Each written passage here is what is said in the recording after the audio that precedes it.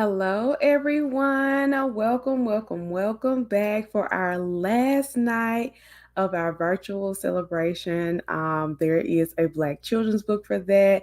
Y'all, I'm excited, but I'm sad because the week just went by so fast, and I have enjoyed every interview we've had today. I mean, this week, you all. So, again, if you are joining us for the first time, hi, y'all. I am Allison G. Thompson. I am the owner and head creator over at Greenline Creative LLC, and our mission here is to simply amplify the Black voice and to hold space for Black protagonists.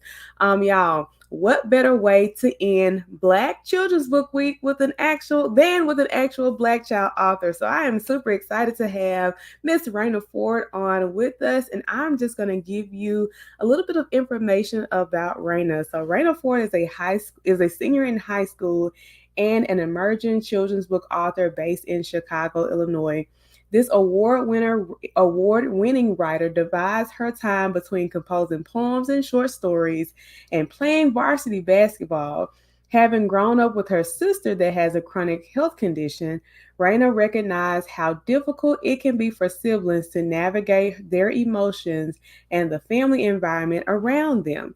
In response to this need, Raina recently published I See You, a children's book that shares coping skills and other insights to help siblings of children with disabilities and chronic medical and mental health conditions find their inner strengths. Raina is also the founder of Project I See You, an online community laser focused on uplifting and validating the experiences of siblings. Information and resources are also available on projecticu.com to educate and equip families to meet the emotional needs of this unique population of children. And one of Raina's favorite quotes is, one of the most important things you can do on this earth is to let people know they are not alone, by Shannon Alder. Y'all, welcome Raina Ford. Hi. Hi, Raina. How are you? Doing well. How are you? Doing wonderful, doing wonderful. Thank you so much for joining us on our final night of Black Children's Book Week. Thank you for having me. I'm so excited. Absolutely. So we're going to dive right in. So tell us a little bit more about Project ICU. What is that? Yeah, so I started Project ICU.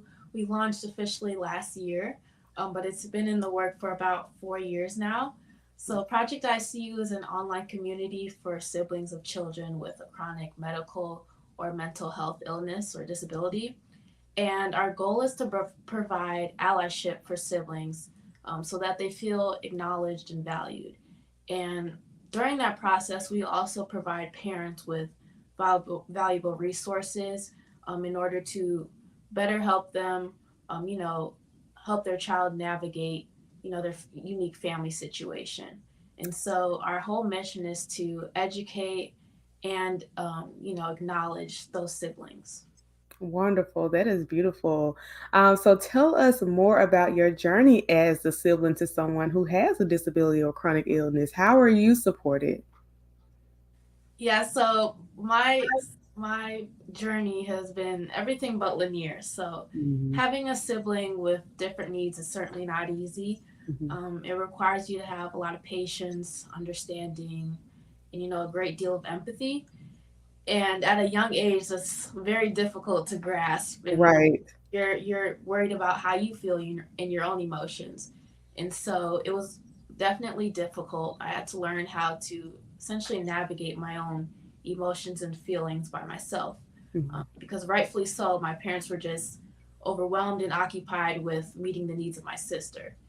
And so I can say what helped me the most was the community that my parents built around me. That was through many enrichment programs.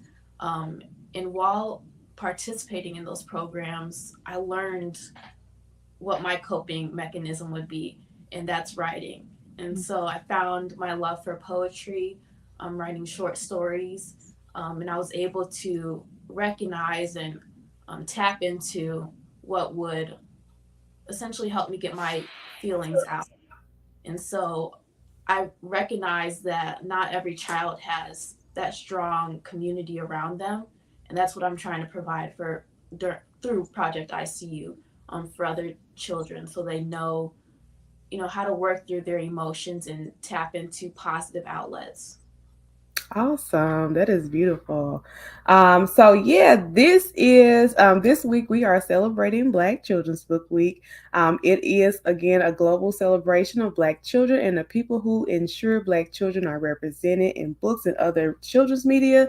So can you share any Black children's books that shed light on supporting siblings to supporting children who have siblings with a disability or chronic illness? And Yes, it's unique, the topic that I'm talking about. uh-huh. Um, I'm unaware of any children's books written by Black authors for Black audiences that specifically talk about helping the sibling. Mm-hmm.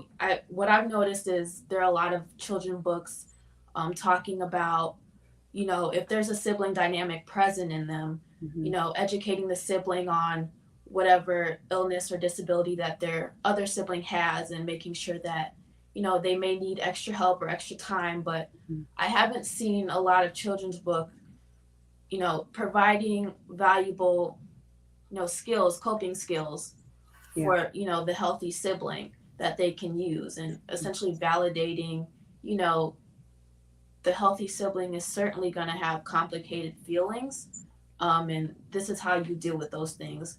So it's certainly a small. I haven't seen a lot of children's books Yeah. that, are focused on the other sibling, Yeah. and that's mainly why I wrote ICU, Hmm. because I'm trying to help, the lost population that's not always thought about. Right. Right. Do you have your book present with you? I do. Can you show us, please? This, Beautiful. this is Beautiful. Leah. This is the main character. Hmm. And she goes to camp and meets other kids who are like her, and their sibling has a different disability. And while at camp, she learns that her superpower or skill is also poetry. And Wow. yeah, So is the book loosely based on you? a little. She A has some little. similarities. Yes, Yeah, absolutely. I yeah. love it. But at the camp, there's a talent show at the end, and all the kids essentially find what makes them special. And poetry, similar to Muse, what makes her special. Awesome, awesome. So, why do you think we should have more conversations around being a sibling, or for those children who are siblings to someone who lives with a disability or chronic illness? Yeah, so for the most part, rightfully so, parents and various organizations, Hmm. their main goal is meeting the needs of, the sick child.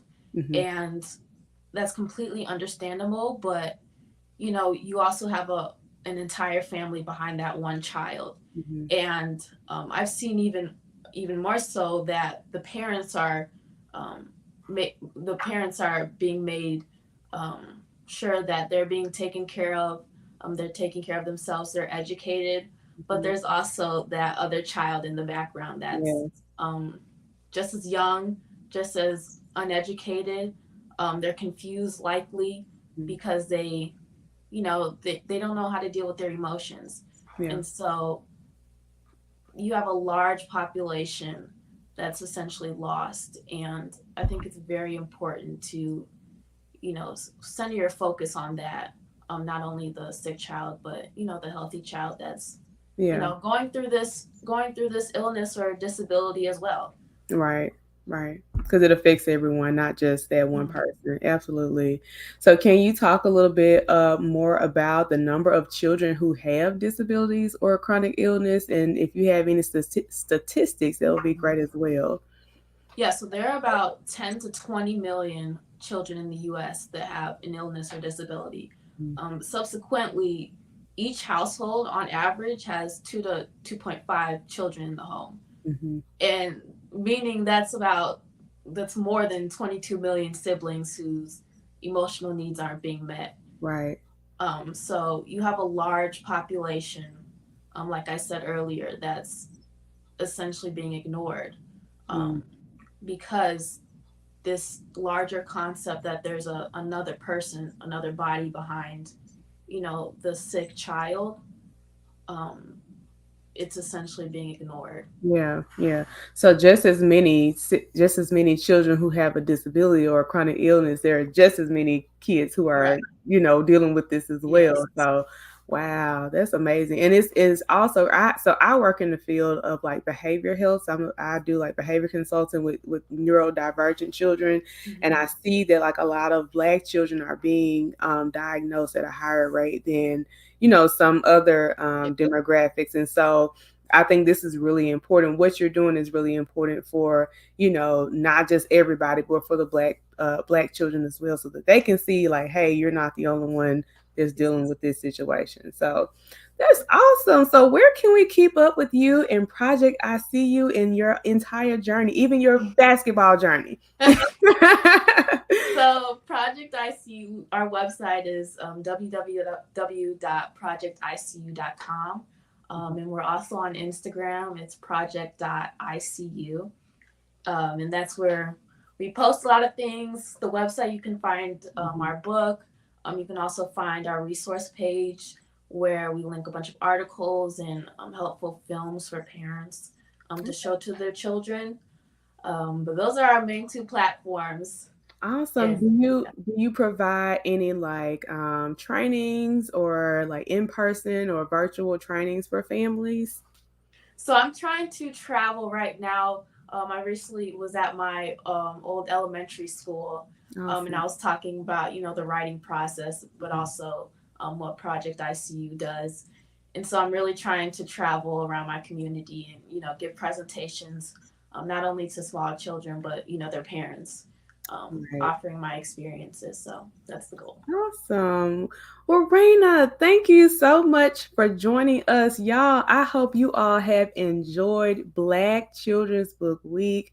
I hope you all have enjoyed our virtual summit. There is a Black Children's book for that.